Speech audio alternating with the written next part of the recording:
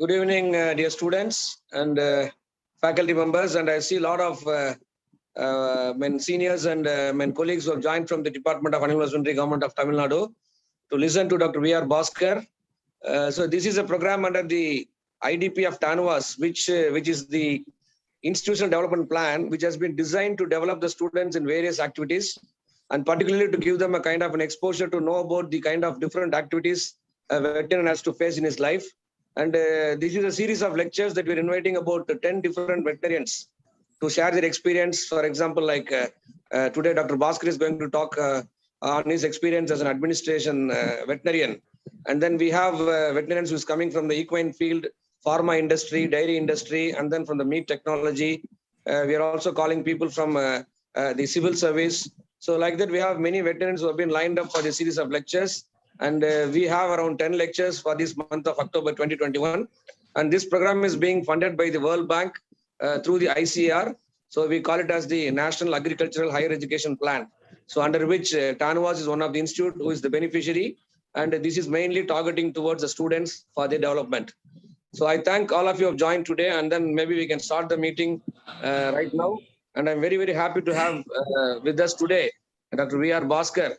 Very happy to say that he is my classmate, and he has immediately accepted to be here to talk on his experience as a veterinarian in administration. So just to briefly introduce Dr. V.R. Bhaskar. Dr. V.R. Bhaskar joined the service in the Department of Animal Husbandry during 1991 at Thiruvannamalai in the veterinary dispensary, came to Chennai to work in the Arinjarana Zoological Park, and then he got 2 panthers, Indian goat from wild, translocated a pair of giraffe over 1,750 kilometers by road, which was the first long-distance translocation of giraffe in the country ever. Later, Dr. V.R. Bhaskar joined the Directorate of Animal Husbandry during 1999 and continued till being promoted as Assistant Director of Animal Husbandry. Dr. V.R. Bhaskar has drafted various schemes that lifted the departmental activities, part of Jallikattu team that brought Jallikattu back after the ban, etc. And currently, as most of you present here know, that he is the Senior PA to the Honorable Minister of Fisheries, Fishermen Welfare and Animal Husbandry. With this brief note, I am very, very happy to welcome Dr. V.R. Bhaskar on behalf of the IDP of TANUVAS and to share his experience as a veterinarian in the administration. Over to you, Dr. V.R. Bhaskar. Okay. Thanks for the very generous introduction, Dr. Shankaran. I'm honored to be amongst my own batchmates. Am I audible? Yeah, you're audible, but there seems to be some kind of your voice is not very much audible. Seems to be some disturbance. Is this okay? Yeah, now it's okay. Now it's okay. Yeah. Yeah. Once again, thanks, Dr. Shankaran, for a very generous introduction. I can see, as you rightly pointed out, there are a lot of our seniors, superstars like Dr. Priscilla, Dr. Rahmatullah available. Hi, ma'am. Good to see you, ma'am. It's been a while since we saw each other. She is my illustrious senior in the department. She was also trailblazing for some time. And the screen also tells me that there are a lot of seniors, stalwarts, and I'm honored to be, talking amongst them. And needless to say, Shankaran is my buddy. We know each other for the past 40 years. Thank you so much. I should also place my thanks on record to my mentor and guide, Professor John Prabhakaran. So, while thanking profusely all those people who mattered to me most, I also wish to thank my own batchmates who have accumulated here in large numbers. I do not know if it's a program for students or fellow vets. Anyway, there is a crowd, and I'm happy that I'm addressing all my people, my near and dear. Anyway, whatever I say will be common to everyone. So it's more or less like a experience sharing session. And I promise you that I will not be taking a long time. I know Dr. Shankaran is very busy. The students have a lot of work to do. So let me go to the subject. As introduced by Dr. Shankaran, my initial service was in Thiruvannamalai district in a place called Kelur. It was a rural veterinary dispensary. I had around 32 villages to take care. I worked from 1992 to 1995. It was a very uneventful veterinary dispensary stint. A fresher I was from college. So I was thinking I should do a lot of things. And yes, of course, I was able to do a lot of things, which I perceived was good for the livestock farmers. In fact, the administration of a veterinary dispensary itself is an art. You administer a lot of things apart from administering vaccines and injections. You tend to put in a regulation in the veterinary dispensary. You are the boss, so you should set the agenda for work in the dispensary. So that was a very good period in the veterinary dispensary. Those days, from 91 to 95, we didn't have much of those gadgets that we are able to use. Our communication was only through the land phone. So we were not having land phones in all the villages. So our communication was essentially confined to more interpersonal direct communication rather than using gadgets. So those times you need to cover all the villages under your jurisdiction itself was a difficult thing, but we somehow managed to do with due diligence.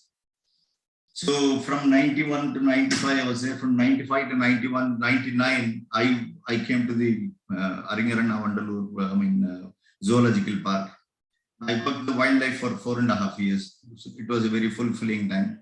Again, it was a terrific experience of working in the wildlife.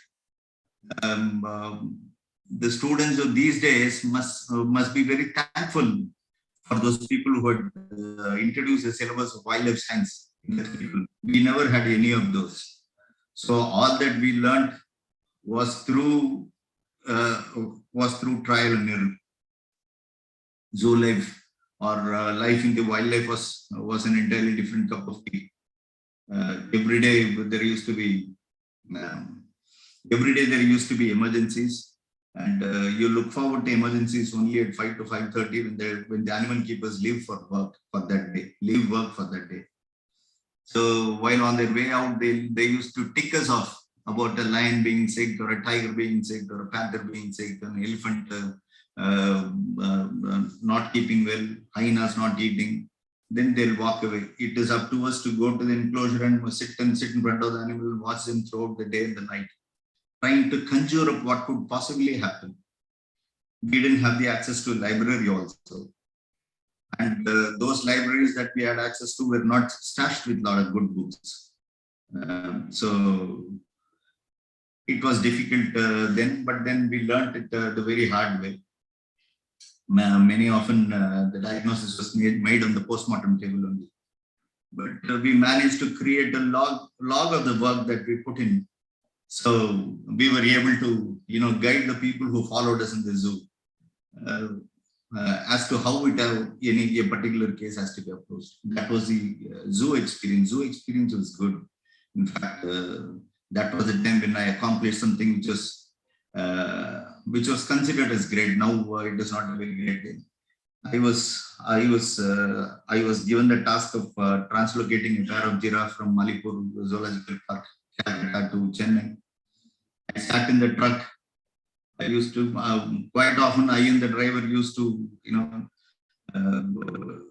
sit awake, and I in particular did not sleep a wink, because the moment I sleep, the drivers used to speed the vehicle up, which might turn out deleterious to the animal. The load that I'm carrying was of a giraffe.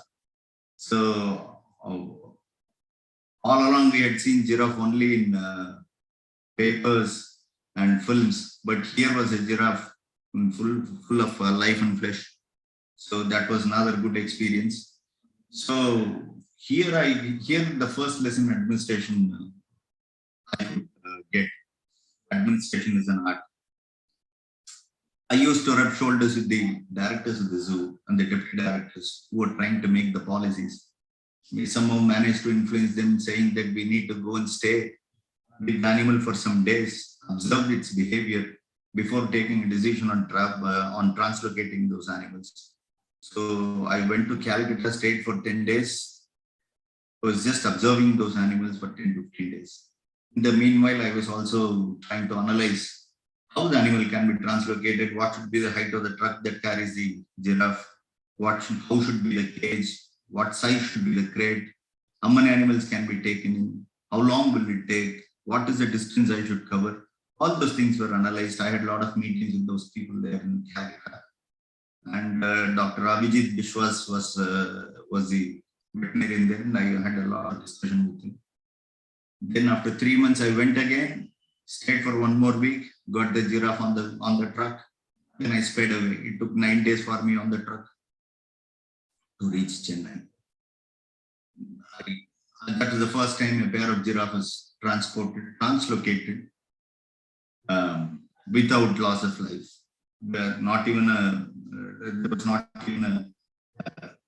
a small wound that the animals could sustain.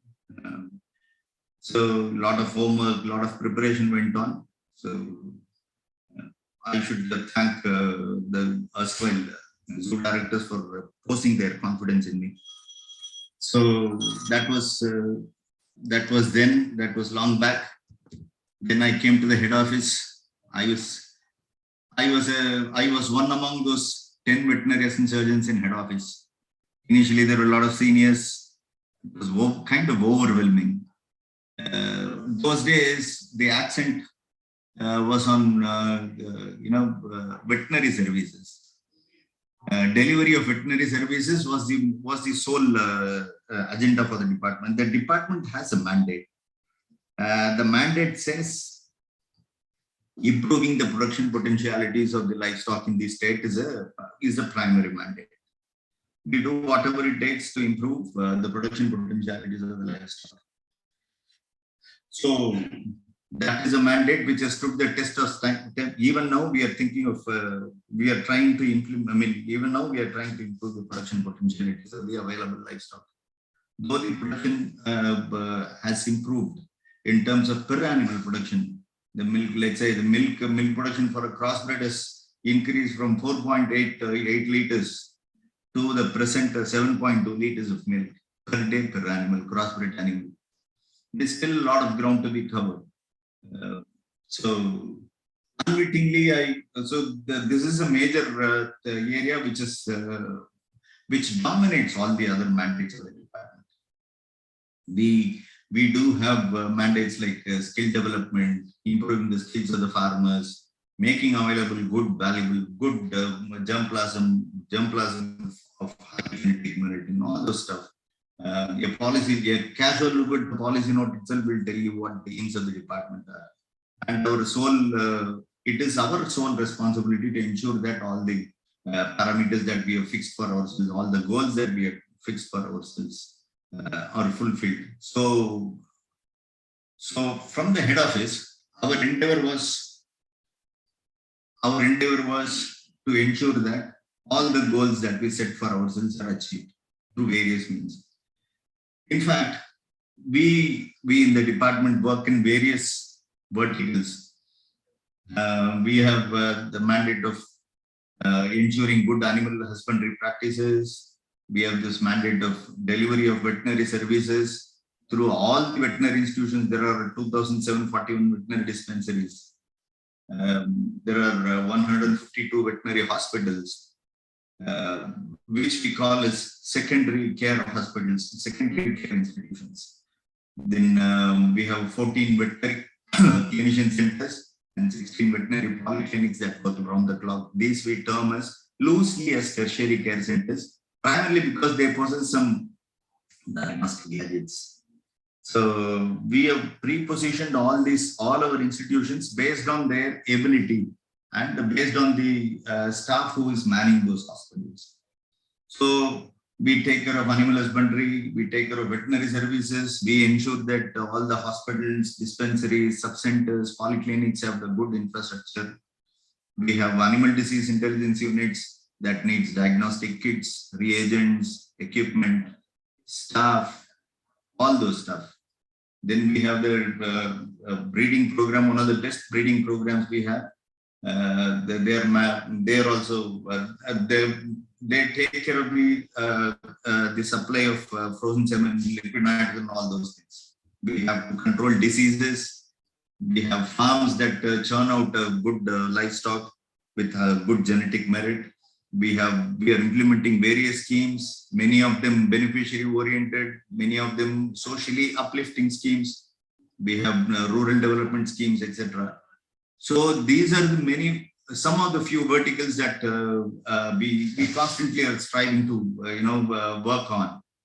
So each vertical has its own sets of difficulties, challenges, and we are trying to surmount it. The essence of administration is to identify. We identify what are the possible difficulties that we may face while setting ourselves an agenda. So we identify those problems and then try to solve them by having solutions to that. So our problem solving lies in identifying the solutions then and there, and then the implementation procedure for those schemes are derived based on these two. Then we prepare the scheme proposals, guidelines, everything, and then we try to implement them to the best of the abilities. See, any program to be implemented requires the skills. Lot of people put our minds together in the head office and then try to prepare a proposal or a program which can be implementable. We can think of utopian programs, but many a time these programs fail primarily because of deficiencies that we have in the implementation strategies. So we have been consistently thinking about the ways of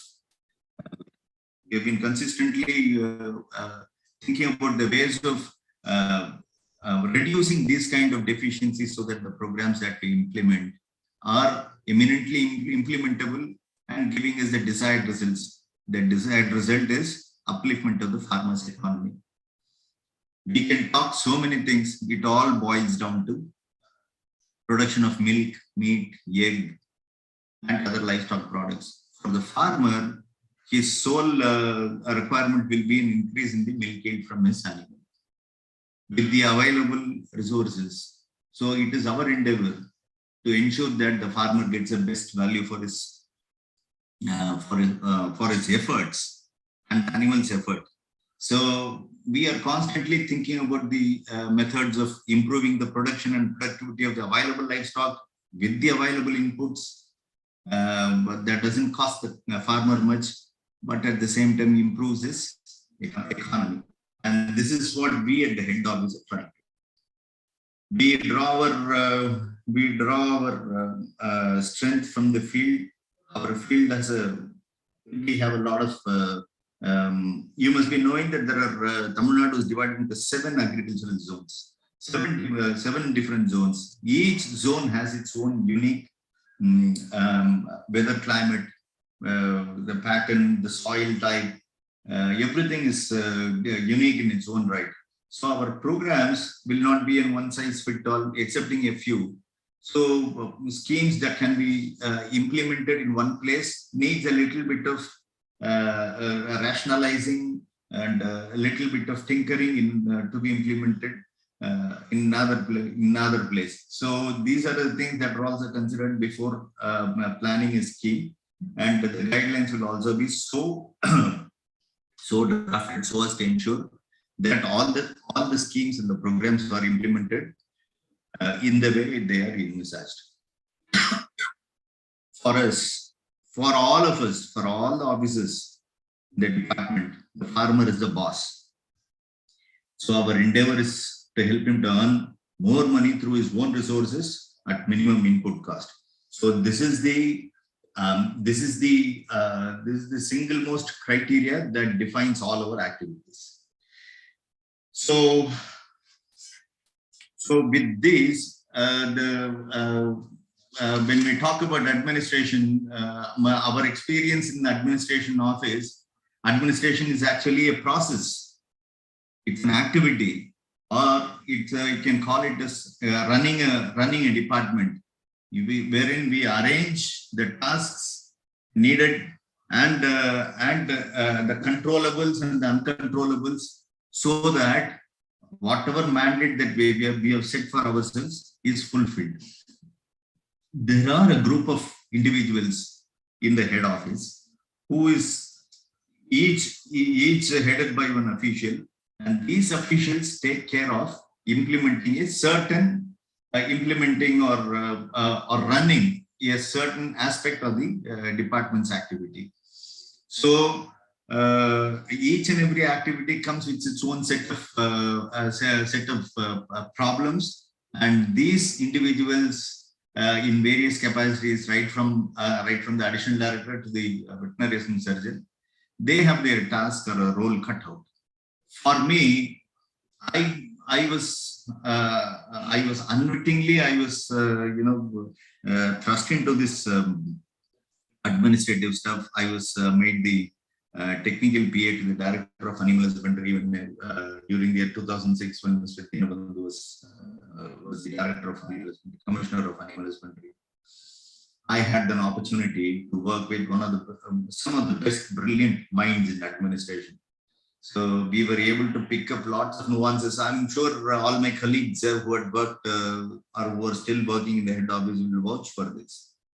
We had some of the best brains, each had their own ability to understand, they quickly understand the problems that we face and the requirements of the department for the routine running. So there was a team in the head office, and the team used to work well, and I was a part of the team. So I cannot say whatever we did in the department is solely done by me. There is a team which does.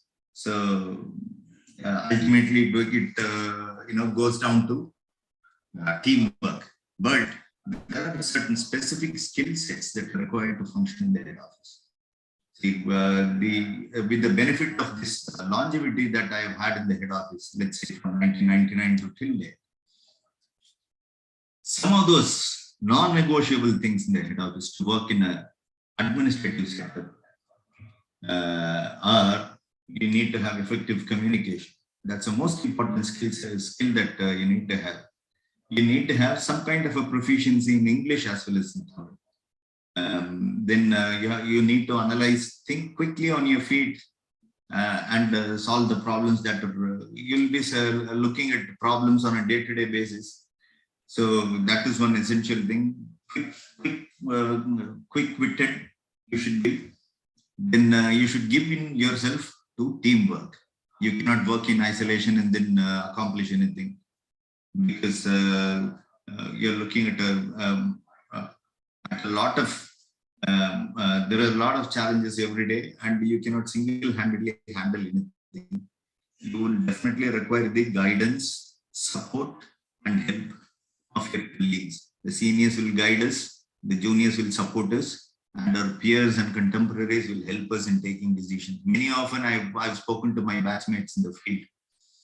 Whenever there are problems which are brought to the director's notice, we used to analyze and then carry the message to the directors who were able to take appropriate decisions at the appropriate times. The implementation of many schemes, more particularly the cowboat scheme, was a case in point. Feedback I used to receive from my batchmates and seniors regarding the implementational difficulties, operational difficulties. So I used to carry all those sentiments along with solutions. Give the director a cafeteria to choose from. These are all the solutions that can work. This might work and this might not work, and things like that. So they were able to take a call based on what we have spread in front of them. So teamwork is of utmost importance. Attention to detail is another thing that is one skill that we all should possess. Not only in head office, in the administrative setup, but also in day-to-day activity. Attention to detail. I remember our ex-professor, ex-vice chancellor Jnana Prakasam telling about a cobbler who was sitting and stitching, and he was talking And there was a famous story which he used to repeat, that this man, this cobbler who was sitting and stitching was, he called out that man by his appearance and by the way he walked itself. Some story he used to say. So we need to give lot of attention to the detail. Even the small thing that we think is not needed may have an influence. So we should not leave out anything. We should not be dismissing any even minute detail as non-significant. Everything has to be factored, because what is good for what is not good for you may be good for others. So you need to factor in all those. Then filing and record keeping is another major thing, that major skill that we need to have. Quite often we have lost a lot of files in our inability to number them, or in this day of computers, we tend to cut and paste the same stuff, which is even corrected. We are not able to catalog them and put them in perspective. So cut and paste, Control X, Control C, Control V has to be done with a major caution. So filing and record keeping is of great importance. In managing your time, everyone will have 24 hours. Time management is essential. It's not only for work, but for running our families also. Discipline in managing the time will help us save a lot of time. We can organize ourselves and work properly. And we need to prioritize planning, decision, stress management. Stress management is a huge thing. They will be stressed. You need to de-stress yourself. So these are peculiar things which are peculiar to the head office, peculiar to the administrator. The one who is sitting in the administrative office will be under the pump always. There will be requirements from the secretariat. There will be requirements from the Honorable Minister's office. There will be a clarification required from the Honorable Chief Minister's office. Sometimes even in the field, the joint directors and the assistant directors will be called by the district collectors to get clarity on certain issues. You will be under the pump always. So we need to have a clear process so that we are not found floundering. Then these are interpersonal skills. Then coming to technology, we need to know about the use of gadgets.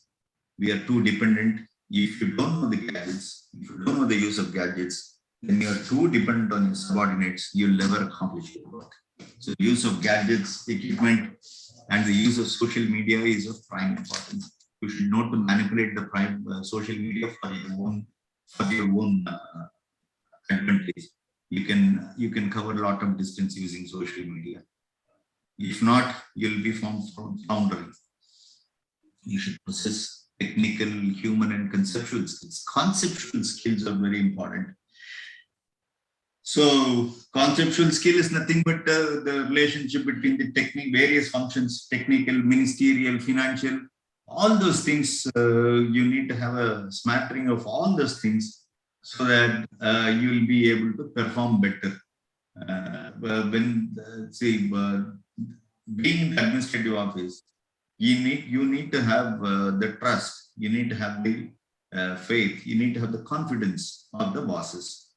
A veterinarian needs to have, from a veterinarian of any cadre, right from national director of university to the veterinary assistant, the director, the bosses needs to trust you. They need to trust you.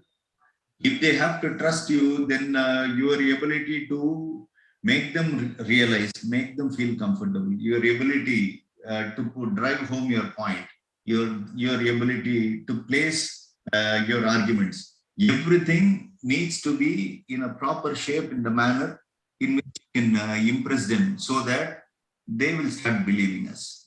So for that, you need to have a thorough knowledge and understanding of how the department is functioning, what is expected of you, and the understanding of the problem that you're going to discuss.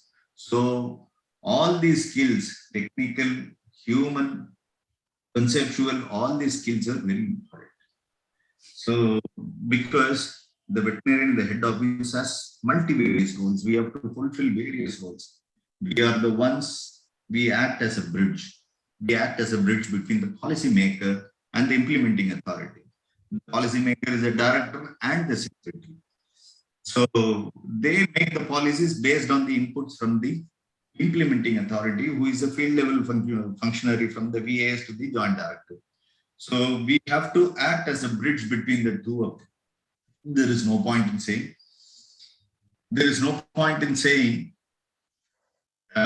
this is not permitted as per rule, this is not permitted as per law. To tell this, to quote the rules, even the assistant sitting in the joint director's office or the assistant director office will be able to tell that the rule does not permit.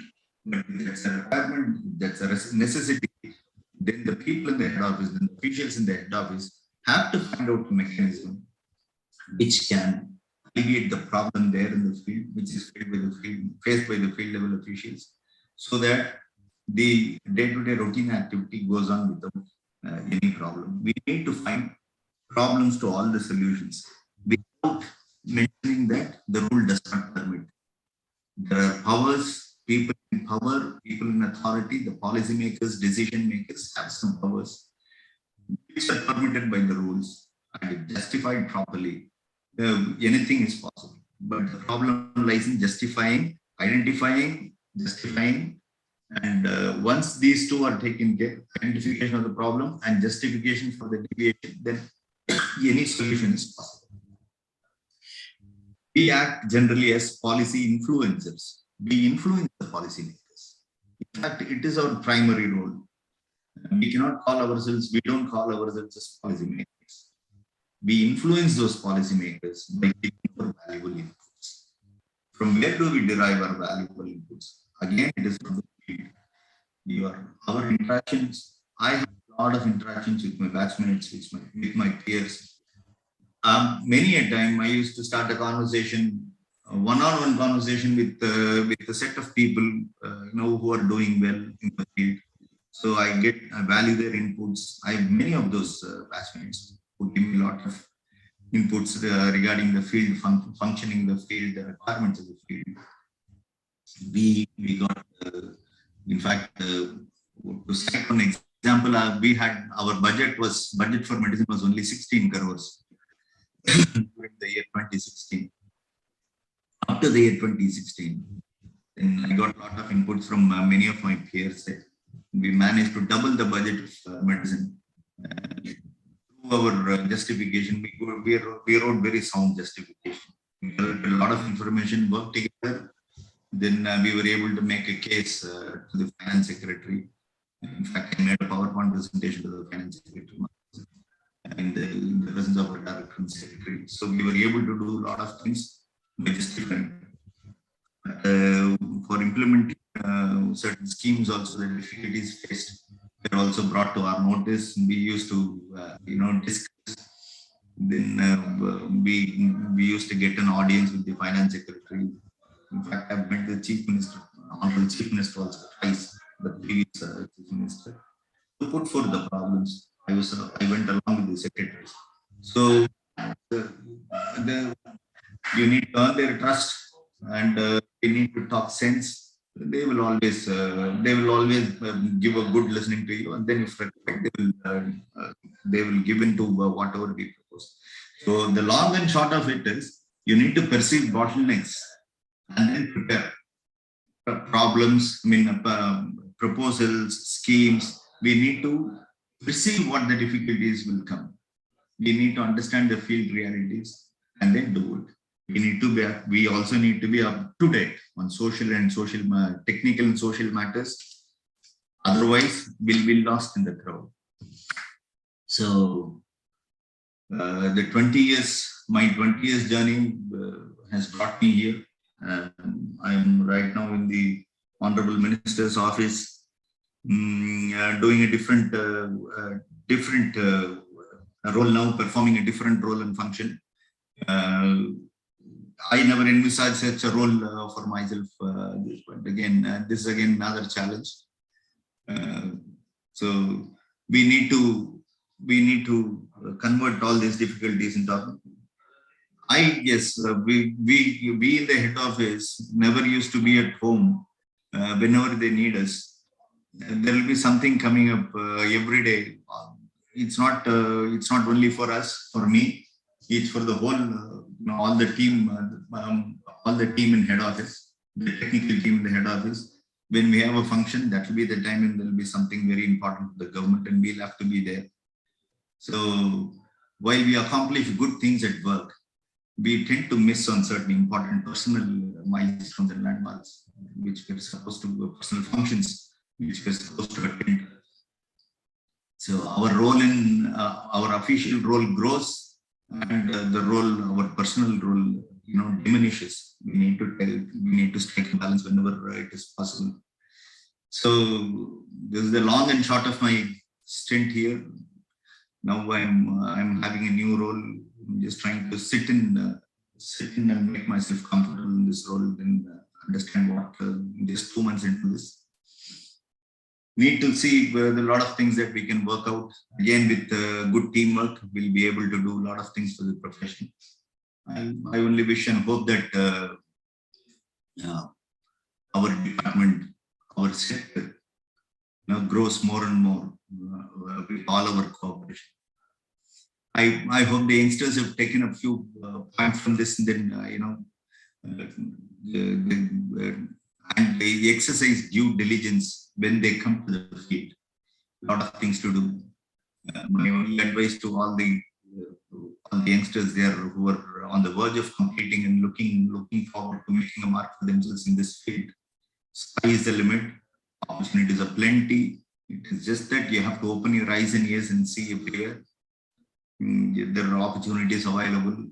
That I hope Dr. Shankaran and his team of professors will be able to tell you at the appropriate time what you should do. But then I'm saying hard work always pays. Convert all the difficult. Don't shun away. Don't run away from difficult times. Face them. That will definitely give you a lot of hope for facing the next thing. So I wish all the youngsters all the best. I also take this opportunity to thank my peers and contemporaries, my seniors with whom I worked in the head office. Big thanks. I could tell thanks to many of them personally. Now I'm saying, Priscilla ma'am, thank you so much. Thank you. Thanks, Dr. Shankaran. Thank you, Dr. Bhaskar, for an exhaustive presentation of your experience. May I request, if somebody has got some queries to interact with Dr. Bhaskar, you can interact. And before that, may I request Dr. John Kribagaran to add a few words to whatever that Dr. Bhaskar has spoken. Dr. John, sir.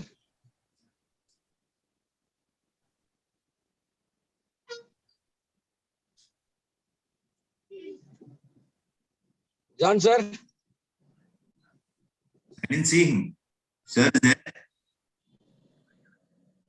think there are some comments coming in the chat box, Dr. Bhaskar. Yeah. Dr. Saravanan has put a comment in this box. And very nice presentation. No. Oh, yes. I would request you to go for some queries. Sir, actually, I'm Dr. Gopi from Nagaland. Dr. Gopi, welcome, Gopi, Dr. Gopi.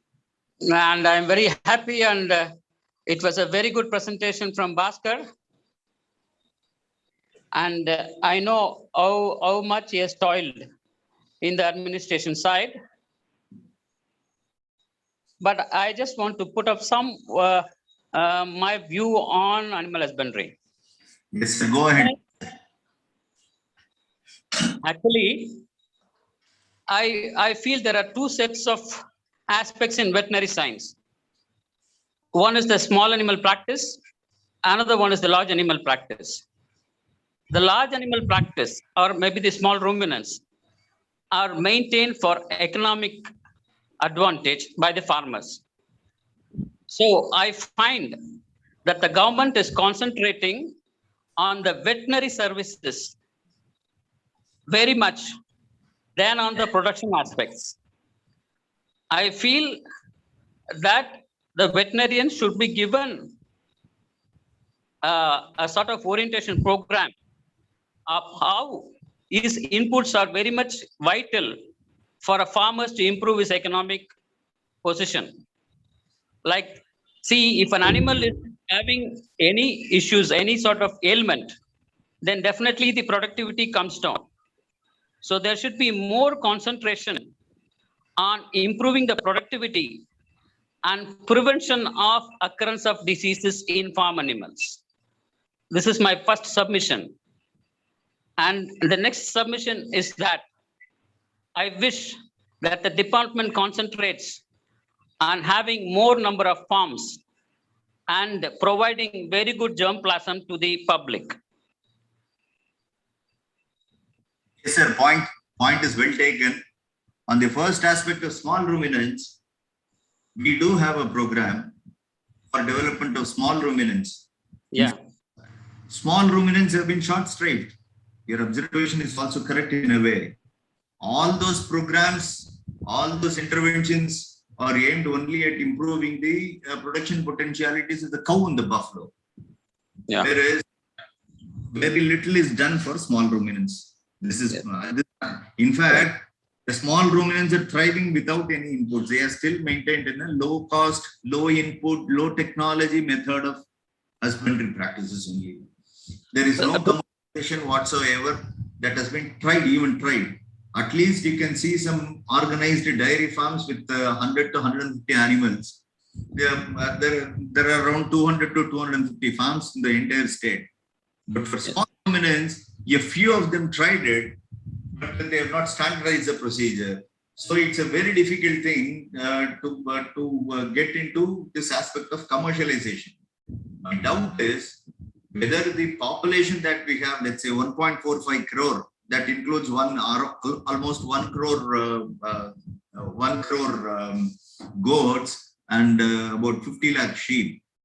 Is it enough if the food processing industry takes over our sector? Products of livestock origin, which includes mutton and other stuff, will our population be able to sustain the demand created by the food processing industry in case of food processing takes up?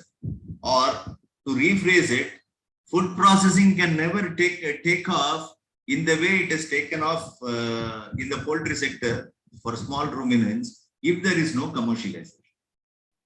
People will be wary of setting up slaughterhouses because there is no assembly line, there is no continuous production. So all these things will set our food processing ideas backwards. So it's a very difficult thing. It's time we started focusing on small ruminants.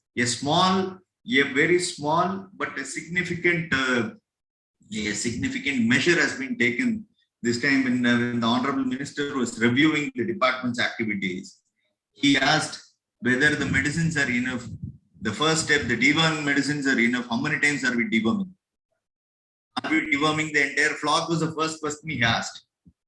Then how many times are we deworming? We need to do it once in 3 months. Are we deworming that? Do you have the medicine for that? So this is a very significant question in as much as I have seen. This is a small but a very significant step in that direction of putting some kind of effort in developing the small ruminants. We will take it. We will take whatever you have said, sir. Then keep your ideas coming so that we can discuss and then try to implement here. The ideas from Nagaland can flow through the Kuvam. We will take all those ideas and then we'll try to implement it. Thank you. Your volume is not there. You're muted. Sorry, 1 second. See, in poultry, you have a very good value chain system is there. But in case of small ruminants, in dairy also you have a very clear value chain system. But in case of small ruminants, the value chain system is not clear. So probably the government can take up a system for improving the value chain of the small ruminants. That is my humble submission. In fact, we have demanded that a study be created to analyze the potential, food processing potential, whether it is there at all. So this needs to be done. I hope we'll be able to convince our honorable minister to think in that line. Let's see how it is. Thank you, Bhaskar. Thank you. When anyone else wants to interact with Dr. Bhaskar, think anybody from the student side? I'm Dr. Saravanan from Madurai. I'm audible? Yes, go ahead, please go ahead. Yeah, regarding the administration, in our side, in Tamil Nadu, we have to improve a lot in the marketing side, like the agriculture department. They are having agri-marketing department, whereas in our side, there is no such development. This is very, very vital for our growth. I think you accept my point. Correct. You are right. You are right. You are right. In fact, a small step has also been taken by the head office, and a circular would have also been sent regarding creation of FPOs. So that's a step that we need to take. Baby steps. We'll have if you have to have a department, then we need to have a lot of commodities for marketing. That's a long way away, but this is the way to go. Like how Gopi sir was telling about establishing a value chain. This will be the step towards that direction, establishing a value chain. Okay, with your guidance, I hope that in future we have a veterinary marketing department. Yes. Thank you. Bhaskar, I have a suggestion. Yes, ma'am. Remember when, 10 years back or 15 years back, when we were intending medicine for the whole state, we used to have a committee representations from all over the district in deciding the type of drugs and the quantity that we need.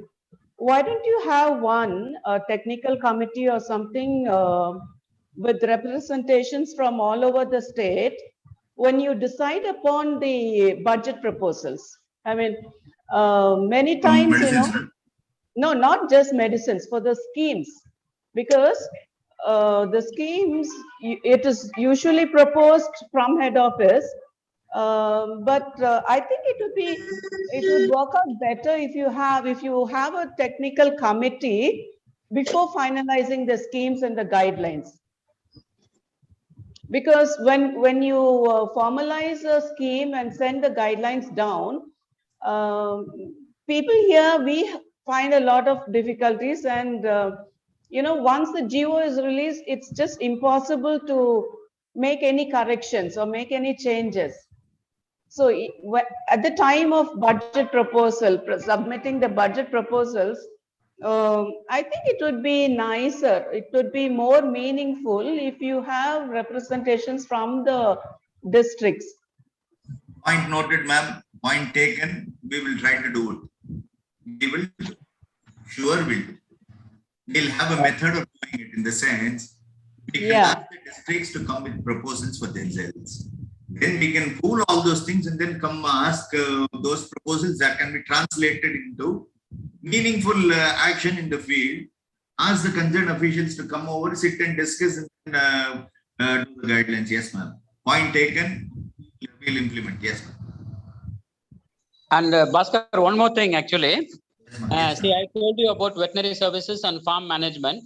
I feel that the budget that is allocated to farm improvement should be at least equivalent to veterinary services if you want to improve the economic of the farmer. If you feel that farmer centric, I think the allocation of budget to farm to supply good germplasm to the farmers should be at least equivalent to the veterinary services. And yes, but in regards to allocation of funds, it's a pretty straightforward thing.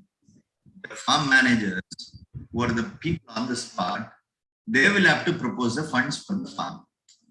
If they write the proposals with the proper justification, the lack of funds will never be there. We will give the funds. The government will give the funds. The problem is identifying your requirement and then putting them in the form of a good proposal is what is lacking. So what happens is, usually they will just give a token provision for all the activities. And then whenever there is a requirement, we'll have to write a proposal and get the government's fund. Funds are available. Whatever we want to do, we can do if the proposals are good. Anyway, we can always look into farms in a separate way and then put some professionalism in running the farm. The farms are not run the way they have to be run, actually, strictly speaking. Thank you. All right. Thank you, Dr. Bhaskar. I think Thank you, sir. it was wonderful, and we had some kind of an interaction from the senior people here. And I would like to thank each and every one of them who have presented here for this wonderful presentation by Dr. Bhaskar. And we have, as I told you in the beginning, that we are going to have a series of lectures from veterinarians from different fields. So that is going to happen for this month of October 2021. I'll be sharing the details to Dr. V.R. Bhaskar. Whoever is interested, you can join for any of these meetings. Sure, I will do. On behalf of the IDP of TANUVAS and the entire team of the IDP team of TANUVAS, I would like to thank Dr. V.R. Bhaskar, who has readily accepted in a very short notice to be here to share his experience. Thank you so much, Bhaskar, and I thank one and all present here. Thank you. Thank you, Shankar. Thanks.